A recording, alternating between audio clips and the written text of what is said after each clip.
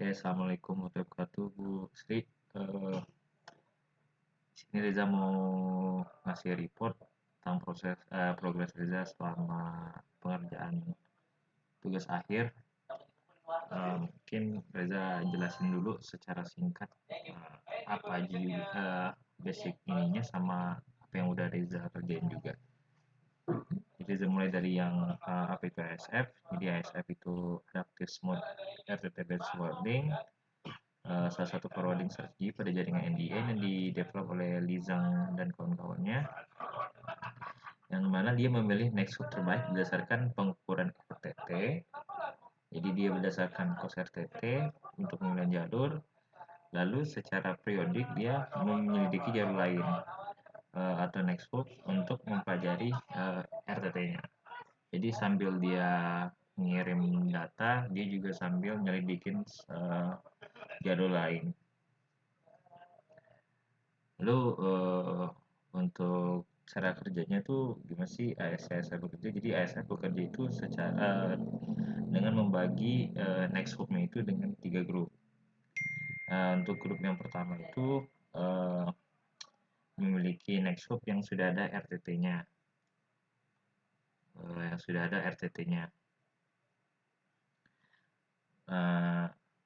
atau yang sedang bekerja, sedang mengirim data. Lalu untuk grup kedua, ini next hop namun RTT-nya belum diukur. Jadi grup kedua ini default saat si forwarding ini baru dijalankan. Jadi misalnya kita ngirim data, si datanya belum hostnya belum si RTT-nya belum ada datanya, berarti dia gunain grup 2 ini buat sebagai next hop-nya. Lalu ada grup ketiga yaitu berisi next hop yang mengalami interest timeout. Untuk alurnya itu saat interest datang, strategi langsung memilih next hop dengan nilai SRTT terendah pada grup 1. Jika data yang dicari tidak ada pada grup 1, jadi strategi akan beli next hop dari grup 2 yang memiliki routing cost terendah. Jadi dia ngambil routing cost terendah. Jika data tidak ada pada grup 2, lanjut dia akan ke grup 3. Namun grup 3 ini tidak diutamakan karena dia akan langsung memilih grup pertama lagi dan the ranking lagi. Nah, selanjutnya karena kondisi jaringan yang berubah-ubah, tentu pad yang dipakai sekarang bisa jadi lebih jelek dari jalur alternatifnya. Nah, ASF menggunakan skema probing periodik untuk menyelidiki hop berikutnya yang tidak sedang digunakan. Probing akan dilakukan setelah entry dibuat di change route. Probing ini membawa nama interest yang sama dengan originalnya. Jadi nama interestnya itu sama dengan yang original. Jadi saat dia ngirim yang asli, dia juga ngirim yang probingnya itu namanya sama. Alasan mengapa pakai nama yang sama itu karena nama yang sama bisa jadi kalau namanya beda dia akan bisa di lokasi yang berbeda juga. Terus juga selain nama yang sama, dia juga menggunakan nonce yang berbeda. Jadi untuk membedakan yang mana yang sedang nge-probing dan mana yang sedang memang ngirim interestnya, agar juga paketnya tidak bertabrakan juga. Lalu mungkin ini basic dari NDN Reza skip. Nah, di sini yang Reza kerjakan itu adalah di bagian pada probingnya. Jadi kalau pada probingnya tadi kan si datanya tadi kan di ranking secara tiga ranking. Nah, di probingnya itu juga ada rankingan juga. Jadi ada ranking yang pertama yang SRTT-nya bagus, ranking kedua dan ketiga itu. Nah, di rankingnya itu pemilihan ranknya itu tergantung dari si probabilistic forwardingnya ini. Jadi dia yang nentuin probabilistik yang ada di probabilistik yang ada di ininya, yang ada di ISF-nya. Jadi kenapa dikasih probabilistik? Karena kalau misalnya dia milih si ranking 1 terus, maka ranking 1 itu nanti akan overhead atau penuhan. Makanya dia ada di pada probingnya itu dia dibuat probabilistik. Nah, rumusnya itu seperti ini, Bu.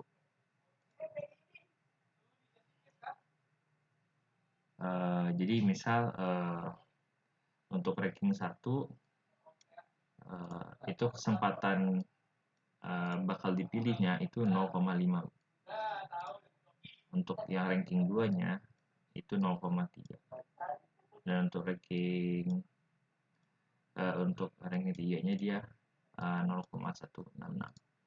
Nah, yang Reza ubah di sini itu sedikit ada pada si rumusnya probingnya itu. Jadi kita naikin si ranking 1 ini probabilistiknya lebih sering terpilih, jadi naikin 0,57.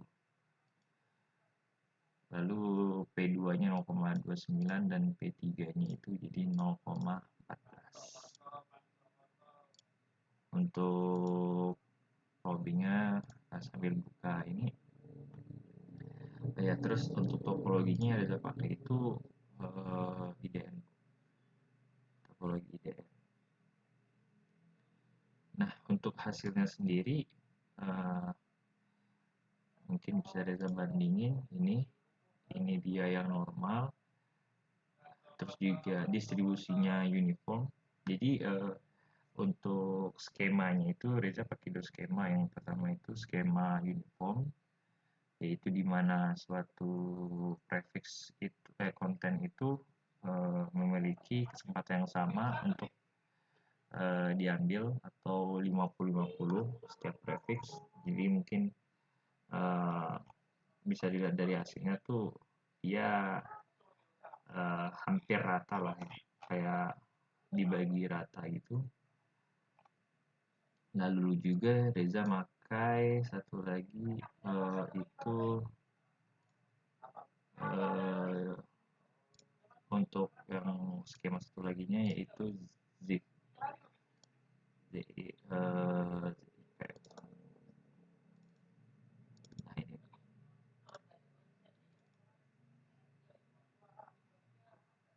Nah, ini yang zip. Bisa dilihat perbedaannya dari interest yang descent sama yang responnya itu dia mengalami penurunan tren. Jadi konten yang paling populer itu bakal sering diambil, lalu turun sampai ke bawah sampai yang konten tidak populer. Di sini Reza skip dulu. Reza mau bandingin yang normal tadi. Ini kan normal sama yang Reza edit.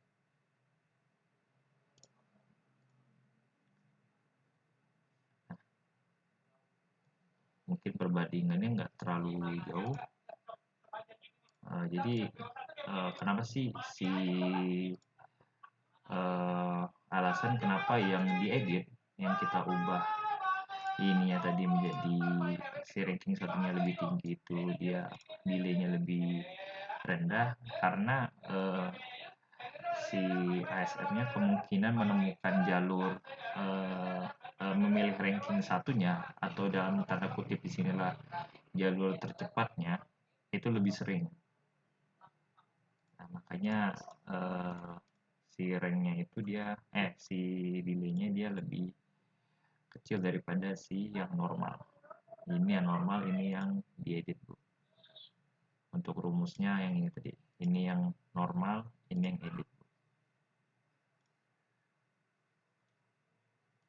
Oh iya, untuk rumus ini Reza dapetin dari rumus alternatif yang ada di user guide-nya di NFD-nya, Bu.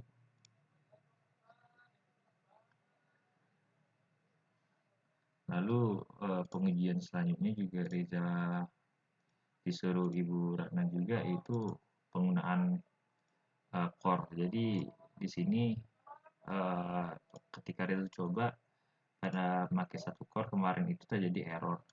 Nah, terus Reza report ke Bu Ratna, katanya ini bisa jadiin skenario juga gitu. Nah, bisa Ibu lihat di sini ini yang 4 core. Jadi di sini Reza udah ambil core-corannya. Kalau kita buka Calcore,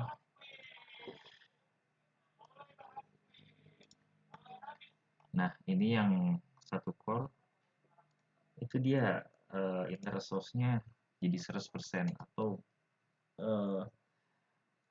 setelah ada teliti itu dia nilai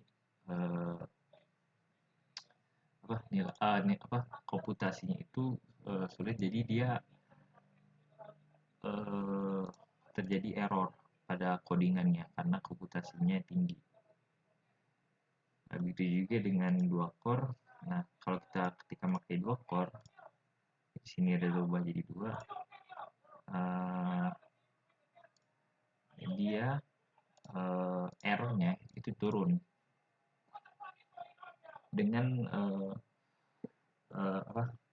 skema yang sama. Lalu ketika Reza naikin jadi 3 core, itu core-nya dia errornya itu jadi rendah. Lalu ketika Reza pakai 4 core, ini baru bisa terlihat hasil sebenarnya.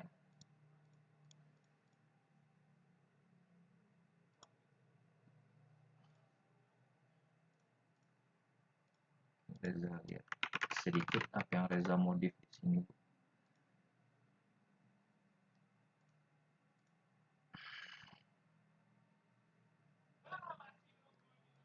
Sambil nunggu Reza buka laporan ini dulu.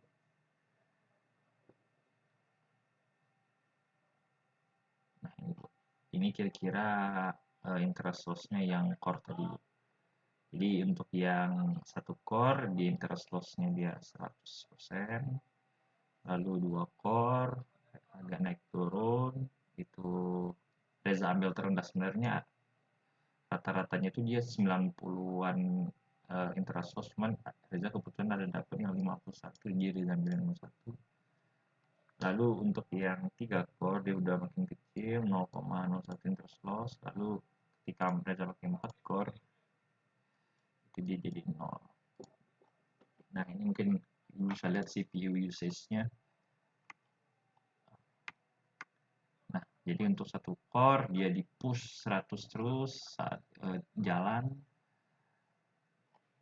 Lalu 2 core tetap di push juga, cuman jadi ada 2 core mungkin si komputasinya sedikit terbantu.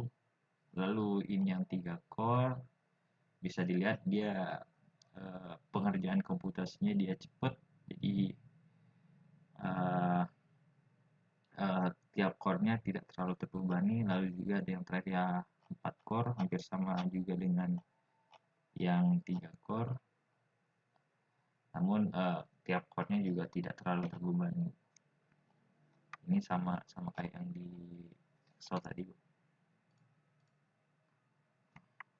Untuk apa yang sudah Reza edit, Reza liatin.